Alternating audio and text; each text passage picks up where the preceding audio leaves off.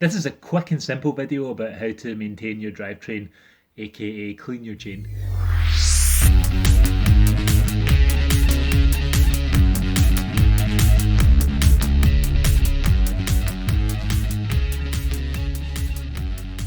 Now, before I start, if you've had a look at the thumbnail, don't lick your chain clean.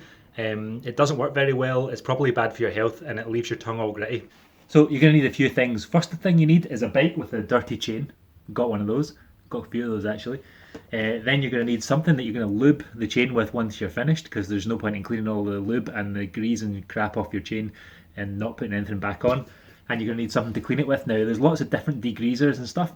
I use isopropyl alcohol, either in a spray can or in a bottle with a squirty thing to make it a bit cheaper and simpler. I use that because if I accidentally overspray any of this onto the brakes, it doesn't destroy the brakes, because you can use this stuff to clean your brakes.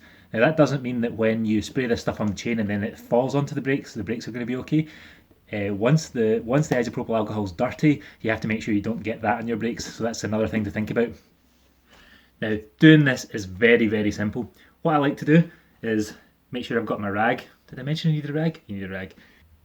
So what I like to do is take my dirty chain, put a rag behind it like this, squirt on the isopropyl alcohol to the chain. The isopropyl alcohol breaks down the grease and oil quite well, and because I'm doing it like this, I don't get any overspray on anything else apart from the chain, so you can use your sort of normal motion to clean the chain. Squirty squirty. Doing it like this is relatively simple and easy, and gets the chain pretty clean, and it minimises the chance that you're going to accidentally squirt something on here and move some grease or dirt or whatever onto your discs. So the other thing that this does, by holding this behind it, spraying it on here, is this gets a little bit, the rag gets wet and it helps you clean the back of the chain as well as the front, the top and the bottom. Now, I've had a lot of practice with this.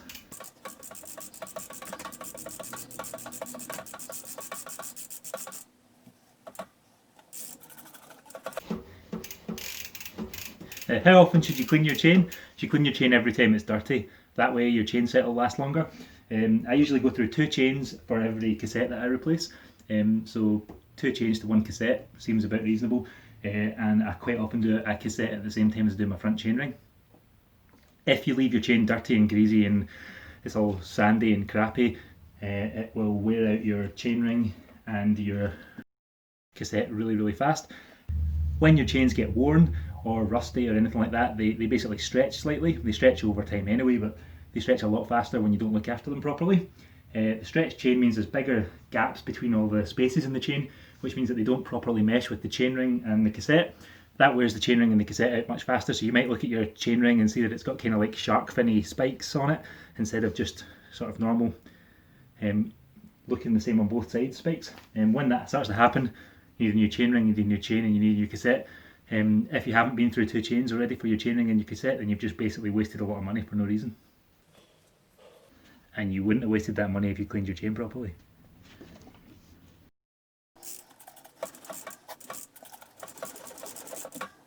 So this chain's relatively clean. If it was much more dirty than this to start with, I would have used some water pressure or something similar to get this out after I'd broken the grease and the chain lubed in a little bit with isopropyl alcohol or any other degreaser. It's just when you use other degreasers, you do need to remember not to get the actual degreaser itself on your discs or your pads, because generally all degreasers, especially citrus degreasers, make your brakes stop working. And once you've got your brakes a bit dirty, if the pads are dirty, you quite often have to replace them rather than clean them, because it's very difficult to get the oily, greasy stuff off your pads. You can get it off the disc sometimes, but you can't get it off the pads very easily, so quite often you have to replace them. There's lots of tips and techniques and stuff for people trying to bodge repairing the pads once they've got grease and oil and stuff on them, like soaking them in isopropyl alcohol and all that sort of thing. Sometimes that makes the pads delaminate, which basically means the pad material comes off the pad backing and you suddenly have no brakes. So I'd advise against doing that. If you ever are going to bodge it up and try to clean the pads out in a jam jar full of IPA or something, then make sure you do it to the back brake if you're doing it at all, and never ever do it to your front brake. That's my personal take.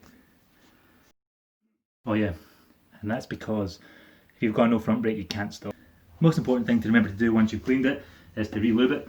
I like to do mine nice and simply like this. Try not to pour it on my carpet.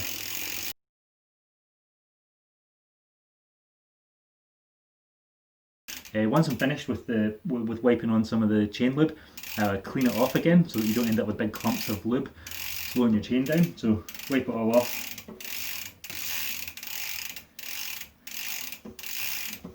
So that's going to dry in and it'll be ready to go when I want to ride my bike again.